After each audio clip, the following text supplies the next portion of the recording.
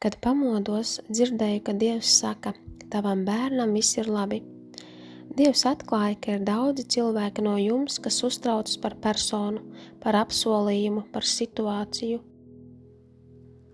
Tad, kad bērns ir piedzimis, tad ir barošana ar krūti, un tad bērnu paņem, izmeklē, pārbauda, vīrieša dzimumu apgraiza, un tad ir sadzīšanas process.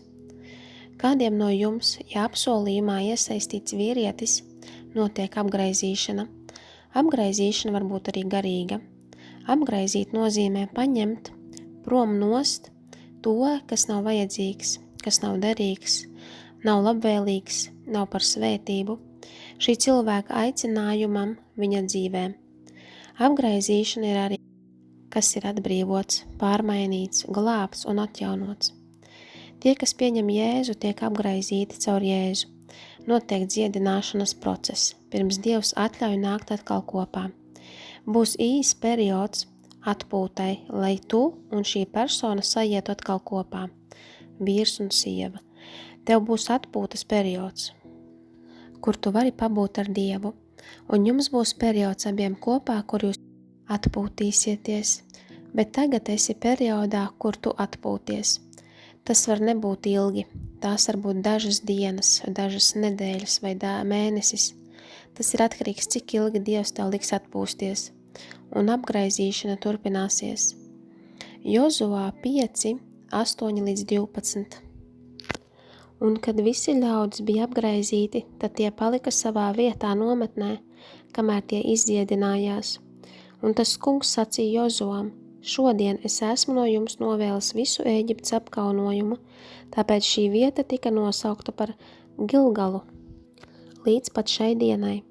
Un Izraēla bērni apmetās teltīs Gilgalā, un tie sarīkoja Paskā svētkus, mēneša 14. dienā ap vakara laiku Jērikas līdzenumā.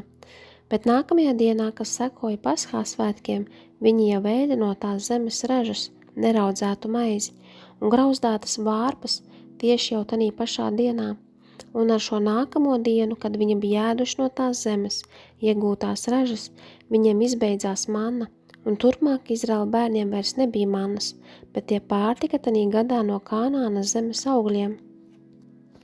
Notiek dziedināšanas process, kur atpūties, jo apgraizīšana ir notikusi, un kādam tā ir asiņaināka, kā ķirurģiska procedūra.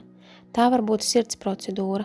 Tā var būt arī garīga procedūra, kur tu sēdi ar Dievu un dziedē salauztos sirdi par to, kas notika, ko izcieti. Tas var būt šodien, vai drīz, kur Dievs saka, ka ir novēlis visu Ēģiptes apkaunojumu. Kad Jēzus augšām cēlās, akmeni novēla un redzēja, ka viņa ķermenis tur nav, jo ir augšām cēlies. Vietu sauc Gilgala, kas nozīmē starp vietām, pāreja. Nav vieta, kur tu paliec, bet pāreja uz kronēšanu, dievišķa tikšanās atpūtā. Daudzi no jums esat Gilgalā, kur ir Dievs pabeidzis, pārvietojis lietas. Tu esi pacēlusies garā, tavs vīrs atpūšas. Gilgala notiek tagad. Tūkstneša atstāšana. Izrēliešiem bija manna tūkstnesī. Tā ir vieta, kur Dievs nodrošina brīnumaini. Tu nezini, kā tas notiks, kā tas nāks, bet Dievs nodrošinās.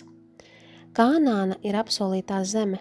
Tu baudīsi labumus un atlīdzību no apsolītās zemes. Tavi produkti no Kanānas nāk. Tu redzēsi augļus no Kanānas, bet tagad tev jāpacieš Gilgala. Šis process.